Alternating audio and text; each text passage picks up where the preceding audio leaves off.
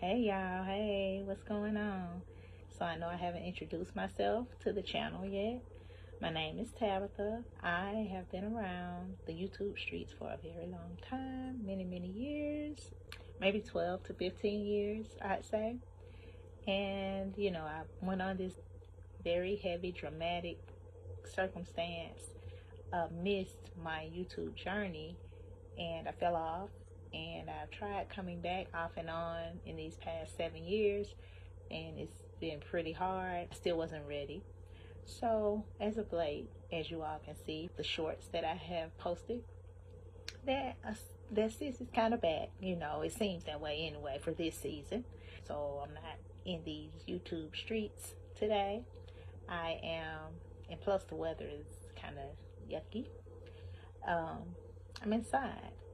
Instead of giving a bit of my perspective on what's going on in the streets and our minds and hearts and all of that, I thought that I'd share a bit of a book that I wrote many years ago. I think it's been maybe about 18 years at this point.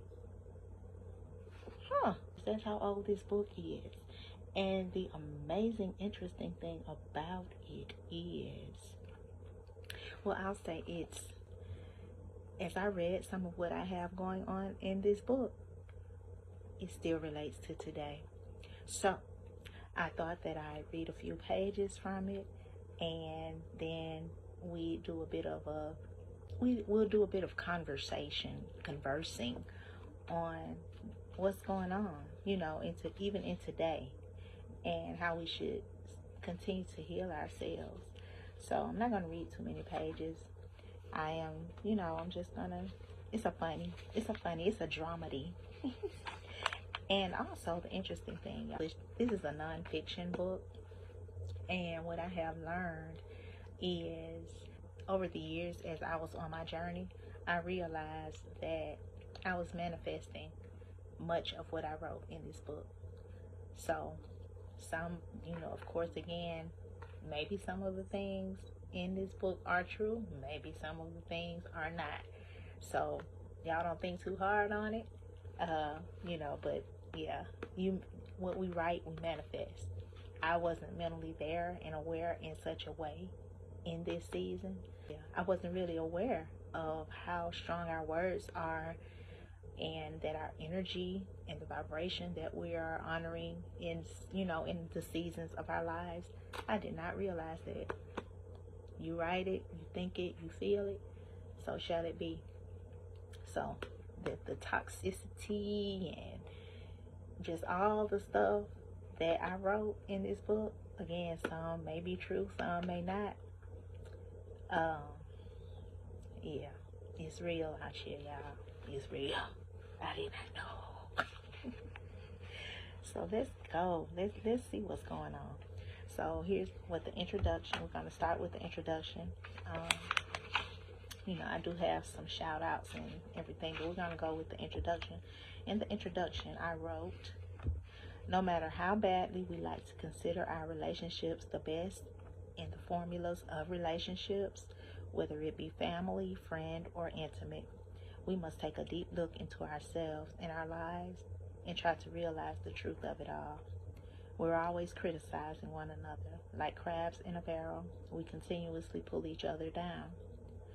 We don't even realize that we could be replacing our own lives for someone else's.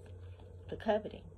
As we are on the outside looking in, we judge, deleting any morals or values we may have had before, not realizing that what you have we may think that we want, but in all actuality, we only need to fix our own situation to be as we wish for it to be. So I just realized I kind of think I want to do it a little different. So as I just said, we are trying to replace, our lives for someone else's, and so we begin to covet. It may look really great in that season of what that person may be going through. These could be, again, friends, family, whatever, co-workers. And you're on the outside looking in, you're watching, and you're thinking that, oh, they drive this. Oh, they must have it going on. I want that. Oh, they live here. They must have it going on. I want that. You know, whatever. They dress this way. I want that. They got this man, woman. I want them. Child, be mindful of what you're asking for. Be mindful of coveting, because that's not the answer. I will say that 15 years ago, I was a kept woman. However you would like to utilize the word kept, because over the years, or over time, as of late even, I have observed at least 3 different formats of the word kept where relationshiping is concerned. And so for me, in that season, I was kept as a woman who had a very comfortable, even cushy lifestyle. Didn't have to work, you know, everything was just taken care of, just nice. Though I did continue to work for at least 8, 9 years of that 15 years circumstance, everything was still great. I didn't have to, but eventually I did stop.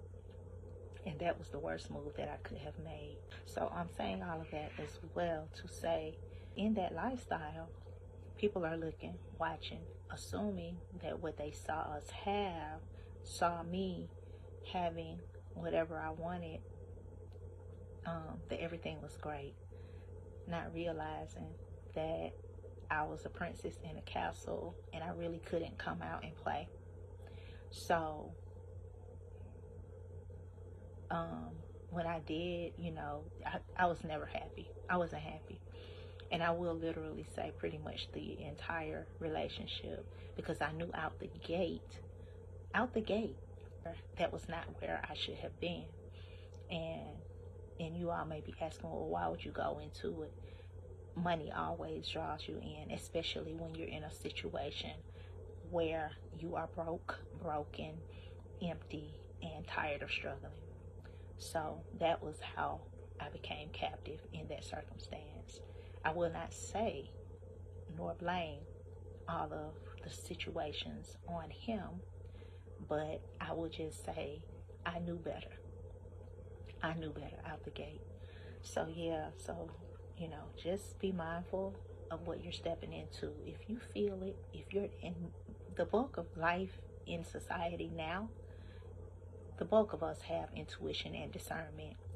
It's up to us to utilize it as tools and stop being lazy and stop acting like we can't see